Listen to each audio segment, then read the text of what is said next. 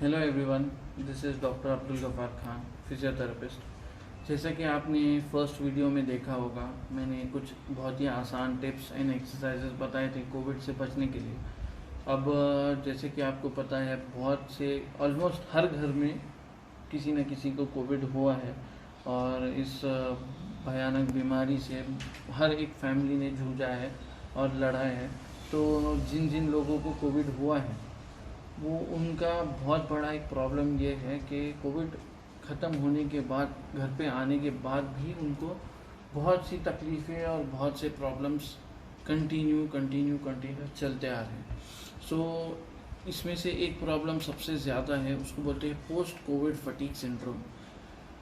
Post Covid मतलब Covid के बाद फटीग सिंड्रोम, इतना ज़्यादा थकावट, इतना ज़्यादा थकान और कमज़ोरी, उठना बैठना चलना फिरना बहुत मुश्किल हो जाता है, बैलेंस बिगड़ जाता है। जब पेशेंट्स के अंदर थोड़ी सी ताकत आती है, उठना बैठना चलना फिरना करते हैं, तो उनको बैलेंस नहीं आता और खाना नहीं खाया जाता, बहुत कम, एनोरेक्सिया बोलते हैं उसको। खाना एकदम भूख मर जाती है, नो टेस्ट नो स्मेल, आपके स्मेल आपका टेस्ट सब चले जाता है। आपको बहुत ज़्यादा टेंशन होती है कि ये सारी प्रॉब्लम्स क्यों हो रही है, इस वजह से आपको एंग्जाइटी हो जाती है, आप बहुत ज़्यादा परेशान हो जाते हो। कुछ पेशेंट्स को चेस्ट कंजेशन होता है, बलगम आता है, कफ होता है, तभी भी कुछ पेशेंट्स को सर दुखता है, हेडेक होता है कंटिन्यूसली, ऑलमोस्ट 2 हफ्ता 4 हफ्ता 1.5 महीना 2 महीने तक के आपको ये तकलीफ़ होती है हेडेक की। बहुत से पेशेंट कंफ्यूज्ड स्टेट में होते हैं, उनको कंसंट्रेट नहीं कर पाते कोई एक चीज़ में। तो और बहुत से पेशेंट जो है वो नहीं सो पाते, उनकी नींद नहीं पूरी हो सकती। और बहुत से पेशेंट ऐसे हैं जो बहुत ज़्यादा सोते हैं। तो ये अलग अलग बॉडी के हिसाब से उनकी अलग अलग प्रतिक्रिया आती है, अलग अलग रिस्पॉन्स आता है कोविड-19 होने के बाद। ये सारी चीज़ें मैं एक्सप्लेन करना चाहूँगा आपको, ये क्यों होती है और इसका सबसे अच्छा चीज़ क्या कर सकते हैं इसको कम करने के लिए। अगर ये सारे प्रॉब्लम्स आपको 1 महीना या उससे ज़्यादा से परेशान कर रहे हैं, तो आपको स्पेशलिस्ट एडवाइस की ज़रूरत है पोस्ट कोविड फटीग सिंड्रोम से ठीक होने के लिए। तो जिसमें आपको सबसे इम्पॉर्टेंट चीज़, हर चीज़ में, इससे पहले वाले वीडियो में भी मैंने आपको बताया था, डाइट बहुत इम्पॉर्टेंट है और एक्सरसाइजेस बहुत इम्पॉर्टेंट है। एक्सरसाइजेस में एकदम शॉर्ट में आपको ये वीडियो में भी बता दूंगा। 3 एक्सरसाइज है, बहुत सिंपल है, ब्रीदिंग एक्सरसाइजेस है। बाकी मोबिलिटी एक्सरसाइज और फिजियोथेरेपी की एक्सरसाइजेस के लिए आप मुझे कांटेक्ट कर सकते हैं। बट ब्रीदिंग एक्सरसाइजेस मैं आपको बता देता हूँ, बहुत 3 सिंपल सी 3 एक्सरसाइजेस है। एक्सरसाइज नंबर 1, नाक से लंबी सांस लेना है, मुंह से फूंक मारना है, और जब आप सांस लोगे लंबी 3 सेकेंड का होल्ड, फूंक मारोगे 4 सेकेंड का होल्ड, इस तरह से।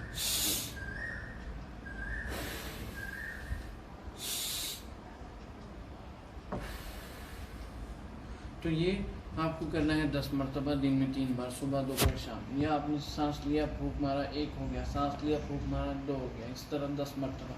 ये था एक्सरसाइज नंबर 1। सेकेंड एक्सरसाइज जो है आपको करना है, ये सेकेंड एक्सरसाइज नंबर 2। हाथ ऊपर लेना है, सांस लेना है, हाथ नीचे लेना है, सांस छोड़ना है। आप इसको इस तरह भी कर सकते हो।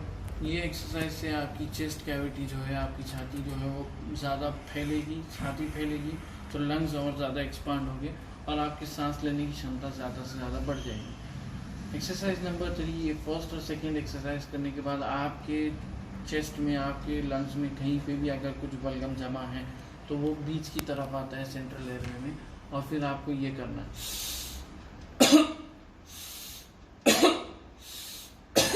तो इससे क्या होता है कि आपके सेंट्रल एयरवे में जो भी बलगम आ गया वो आप खांस के निकाल देते हो। तो ये बहुत ही सिंपल सी 3 ब्रीदिंग एक्सरसाइजेस थी जो आपके लंग्स की रिकवरी के लिए, रिकवरी फेज के लिए लंग्स के बहुत ज़्यादा आपको हेल्प करेगी। अभी रिकवरी से एक चीज़ बताना ज़रूरी समझता हूँ कि घर पे आने के बाद कुछ पेशेंट्स का सैचुरेशन जो है वो 85 to 90 के बीच में ही रहता है, उससे ज़्यादा इंक्रीज़ नहीं होता। तो डॉक्टर से बात होती है, डॉक्टर बोलता है कि आपके लंग्स के अंदर फाइब्रोसिस हो गया है। फाइब्रोसिस मतलब आपका लंग्स जो है वो उतना वर्किंग अभी नहीं कर सकता, उसकी जितनी कैपेसिटी है वो उतनी कैपेसिटी में ही आपकी पूरी बॉडी का ऑक्सीजन रिक्वायरमेंट पूरी करने की कोशिश करेगा आपका लंग्स। अगर आप ये एक्सरसाइज करते हो तो देयर आर सम चांसेस, कुछ चांसेस है कि आप अपने सैचुरेशन लेवल को इंक्रीज़ कर सकते हो। और जिनका सैचुरेशन 90-95 के बीच में होता है, उनकी लंग्स की कमज़ोरी की वजह से लंग्स के आसपास जो मसल होता है जो ब्रीदिंग करने में हेल्प करता है, डायफ्राम बोलते हैं उसे, उसकी कमज़ोरी की वजह से ये आपका सैचुरेशन इंक्रीज़ नहीं हो पा रहा है। आप ये एक्सरसाइजेस करो, उसकी कमज़ोरी दूर हो जाएगी और धीरे धीरे आपका सैचुरेशन लेवल बढ़ जाएगा। तो आते हैं सिम्टम्स के ऊपर। सबसे पहला सिम्टम्स है फटीग, लेथार्जी, मतलब थकावट। तो इसका सबसे मेन ये है रीज़न कि आप बहुत बड़ी बीमारी से जूझ के आए हो और आपके बॉडी में बहुत सारे प्रोसेसेस एक साथ चले हैं। उतने सारे प्रोसेसेस को चलाने के लिए आपकी बॉडी को लगता है एनर्जी। तो ऐसा समझ लीजिए आपकी बॉडी में जितना भी रिजर्व एनर्जी का था वो सब यूज़ हो चुका है। दवाइयाँ जो आपने ली उसको डाइजेस्ट करवाने में, वो दवाइयों को पूरी बॉडी में पहुंचाने के लिए और बाकी सारी चीज़ें करने के लिए कोविड-19 से बॉडी की इम्यूनिटी जो फाइट करती है और दुनिया भर के जो रिस्पॉन्सेज होते हैं बॉडी में, वो सारी चीज़ों के लिए बहुत ज़्यादा एनर्जी एक्सपेंडिचर होता है। तो इसी वजह से आपको बहुत ज़्यादा थकावट महसूस होती है। दूसरा, वीकनेस।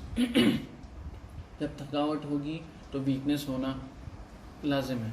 वीकनेस बहुत ज़्यादा, पेशेंट्स परेशान हैं कि हम उठ के बैठ नहीं सकते, हम एक साइड पे दूसरे साइड पे नहीं जा सकते, चलना तो बहुत दूर की बात। साथ ही साथ बहुत से पेशेंट की ये कंप्लेन है कि हमारा वेट लॉस बहुत ज़्यादा हो जा रहा है, हम एकदम पतले हो जा रहे हैं। बहुत से पेशेंट एकदम सूख जा रहे हैं।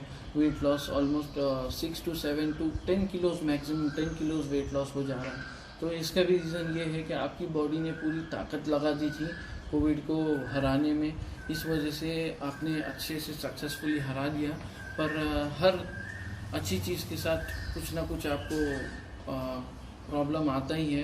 तो इसका ये कॉस्ट आपको टोल बैठा कि आपकी बॉडी ने अच्छा खासा रिजर्व जो था आपकी बॉडी में फ़ैट का, चर्बी का, वो लूज़ कर दिया। आपके मसल्स जो थे थोड़े अच्छे, वो थोड़े वीक हो गए क्योंकि उसको उतना न्यूट्रिशन नहीं मिल पाया, क्योंकि कोविड के टाइम में आपने खाना परफेक्टली अच्छे से नहीं खाया।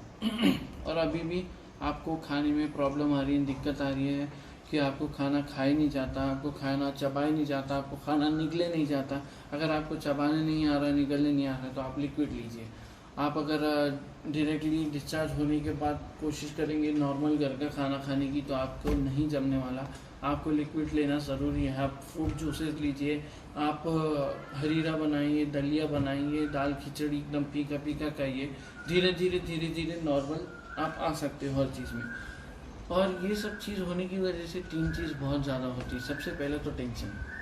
आपको ऐसा लगता है कि बाबा इतने दिन में हॉस्पिटल में रही और उसके बाद घर पे आने के बाद भी चीज़ें ठीक नहीं लग रही। आपको हर चीज़ का डर लगता है। कभी कोई बोलता है कि यहाँ कभी हल्का सा दुखना स्टार्ट हो गया तो ऐसा लगता है कहीं वो फंगस तो नहीं हो गया। कभी गले में कुछ प्रॉब्लम हो रही है, निकले नहीं जा रहा है, तो ऐसा लगता है क्या प्रॉब्लम है पता नहीं। कभी किसी दिन सैचुरेशन थोड़ा सा कम ज़्यादा हो जाता है तो ऐसा लगता है कि ठीक हुए कि नहीं हुए। बहुत सारे प्रॉब्लम्स है कोविड से रिलेटेड। तो आप स्ट्रेस और टेंशन जितना लोगे उतना ज़्यादा ये प्रॉब्लम्स बढ़ती जाएंगे आपके। आप कोशिश कीजिए जितना जल्दी हो सकता है जो भी प्रॉब्लम है वो आपके डॉक्टर से जिसने आपको ट्रीट किया उसको रिपोर्ट कीजिए। और बहुत से पेशेंट्स की कंप्लेन है लॉस ऑफ टेस्ट और लॉस ऑफ स्मेल। आपकी स्मेल, आपका टेस्ट दोनों भी चले जा रहा है। आपको चाव नहीं लग रही है, आपको खाना खाने में दिल नहीं बोल रहा है, आपको टेस्ट ही नहीं आ रहा है, आपको स्मेल नहीं आ रही है। तो इसका एक रीज़न ये है कि within the process of fighting कोविड-19, आप कोविड-19 फाइट करते करते आपकी जो ज़बान है, आपकी जो नाक है, उसके जो सेल्स है जो स्मेल और टेस्ट से रिलेटेड है वो डैमेज हो जाते हैं। और ज़बान का जो है टेस्ट से रिलेटेड वो मेडिसिन लेने की वजह से और बाकी सब चीज़ों की वजह से कंटिन्यूसली आपको बहुत सारे मेडिसिन मिल रहे हैं, उसकी वजह से आपकी ज़बान पे जो टेस्ट बर्ड्स है जिसकी वजह से आपको चव आता है, टेस्ट आता है, वो डैमेज हो जाते हैं, वो धीरे धीरे आपको, ये कोविड-19 का एक साइड इफ़ेक्ट है, प्लस एडिशनली मेडिसिन की वजह से भी हो जाता है, तो इसको आपको थोड़ा वक्त लगेगा आने। Smell, loss of sensation of smell, ये भी आपको थोड़ा वक्त लग जाएगा, किसी को महीना भर, किसी को 15 दिन, किसी को 6 महीने ये प्रॉब्लम होती है। चेस्ट कंजेशन और बलगम जो आता है बेड का, उसके लिए मैंने आपको जो एक्सरसाइज बताया है वो आपके लिए बहुत ज़्यादा इफ़ेक्टिव रहेगी। आप वो एक्सरसाइजेस कीजिए, आपका कंजेशन और आपका जो भी बलगम है ऐसा लग रहा है वो निकल जाएगा। बहुत से पेशेंट कंफ्यूज स्टेट में होते हैं, कंसंट्रेट नहीं कर पाते कि बाबा मैं अपनी फैमिली के साथ बैठ सकता हूँ कि नहीं, मैं अपने वाइफ के साथ बैठ सकता हूँ कि नहीं, मैं बच्चों के साथ खेल सकता हूँ कि नहीं। आप जैसे जैसे रिकवरी फेज़ में जाओगे, जैसे जैसे ठीक होते जाओगे, आप अपनी फैमिली के साथ घुल मिल सकते हो। डायरेक्टली आप हॉस्पिटल से आके डायरेक्टली नहीं, वो आपको खुद पता है। आप जैसे जैसे आप अच्छा महसूस करते हो, अच्छा फील करते हो, और आपकी बॉडी जब रिस्पॉन्स करती है रिकवरी के साथ, तो आप घुल मिल सकते हो आप। और वर्क, काम के लिए आपको, बहुत से पेशेंट ऐसे हैं कि भाई मुझे मेरा काम स्टार्ट करना है, तो आपको टाइम लगेगा, तकरीबन आपको 1 मंथ का पूरी तरह से अच्छा खासा रेस्ट लगेगा। आप खाना खाइए अच्छे से, 1 महीना आराम कीजिए। अगर आपके सिम्टम्स माइल्ड टू मॉडरेट थे तो आपको 15 से 20 दिन के अंदर, मैक्स टू मैक्स 1 मंथ के अंदर आपको अच्छा खासा रिकवरी हो जाएगा। अगर आपके सिम्टम्स सीवियर थे और आप वेंटिलेटर पे थे, या तो आपका सैचुरेशन लेवल बहुत ज़्यादा डाउन था, आप 20 दिन से ज़्यादा हॉस्पिटल में थे, तो आपको तकरीबन 3 महीने तक लग सकते हैं सिम्टम्स जाने और रिकवरी होने। तो ये सारी चीज़ें थी। और एक बहुत इम्पॉर्टेंट पॉइंट है जिससे पेशेंट बहुत परेशान हो जाता है, हॉस्पिटल में भी और घर पे आने के बाद भी नींद नहीं आती। परेशान हो जाते हैं, नॉर्मल इंसान भी एकदम परेशान हो जाता है, नींद नहीं आती है। नींद जब नहीं आती तो इंसान फ्रेश नहीं रहता।